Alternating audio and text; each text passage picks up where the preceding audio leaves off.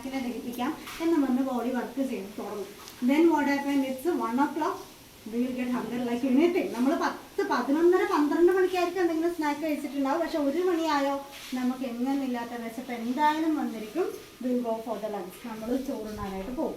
Then what happen, the body will stop digesting the snack, it will start digesting the newly comed lunch. പുതിയതായിട്ടുള്ള ചോറിനെ അങ്ങ് ദഹിപ്പിക്കാനായിട്ട് try ചെയ്യും. Then what happen, it's like around 3:34 once again it's a snack time. വീണ്ടും ചായയുടെയും സ്നാക്സിൻ്റെയും ടൈമായി, നമ്മൾ വീണ്ടും അത് കഴിച്ചു. Then once again the body will stop digesting the lunch, it will start digesting the newly comed snack. വീണ്ടും ഒരു സ്നാക്കിനെ ഡൈജസ്റ്റ് ചെയ്യാൻ തുടങ്ങി. We went home, anyway we have to something അല്ലേ. ഓഫീസിൽ ജോലി കഴിഞ്ഞ് നമ്മൾ വീട്ടിലെത്തി, അവിടെ നിന്ന് എന്തെങ്കിലും കഴിച്ചേ പറ്റും. അവിടെ നിന്ന് once again will have something. അപ്പോൾ നമ്മൾ എന്താണ് ആ 4 മണിക്ക് means before 4 o'clock the snacks, the body will stop digestion, newly eaten whatever it is, it will start digesting that. അതിനെ ദഹിപ്പിക്കാനായിട്ട് തുടങ്ങി. Then it's night time. Do we feel hungry? നമുക്ക് വിശക്കൂല.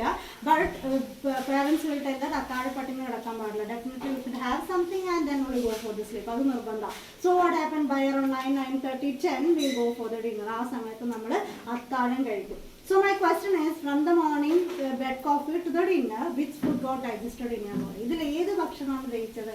രാവിലെ ബ്രേക്ക്ഫാസ്റ്റ് തൊട്ട് രാത്രിയിലത്തെ അത്താഴം വരെ ഒന്നും കഴിച്ചില്ല. അത്താഴം കഴിച്ചു എന്ന് പറയുന്ന ആഗ്രഹമുണ്ടോ? ഇല്ലല്ലോ.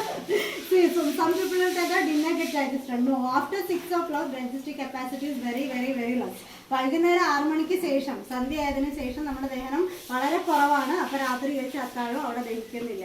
So what happens is everything no, it will actually ferment in your body, purify in your body and will deposit as fat. ഇതൊന്നും നമ്മൾ അതിന് കണക്കായിട്ടുള്ള എക്സസൈസ് ഇല്ല, അതിന് കണക്കായിട്ടുള്ള ഗ്യാപ്പ് കൊടുത്തില്ല.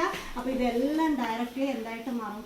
ഫാറ്റ് ആയിട്ട് നമ്മുടെ ബോഡിയിൽ ഡെപ്പോസിറ്റ് ആയിക്കൊണ്ടേയിരിക്കും. And if you are not sleeping properly it will aggravate the problem. നമ്മൾ ആ സമയത്ത് കറക്റ്റ് സമയത്ത് ഉറങ്ങിയില്ല എന്നുണ്ടെങ്കിലോ ഈ വെയിറ്റ് കൂടുന്നതിൻ്റെ തോത് വീണ്ടും അങ്ങ് കൂടിക്കൊണ്ടേയിരിക്കും. So this is what we do natural. നമ്മൾ നോർമലി ഇതാണ് നമ്മൾ ചെയ്തുകൊണ്ടിരിക്കുന്നത്.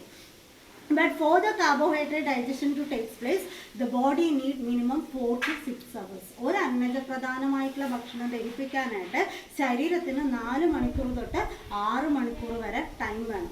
Because there was a study done that the endothelial function of the blood vessel was taken. That means there was a contraction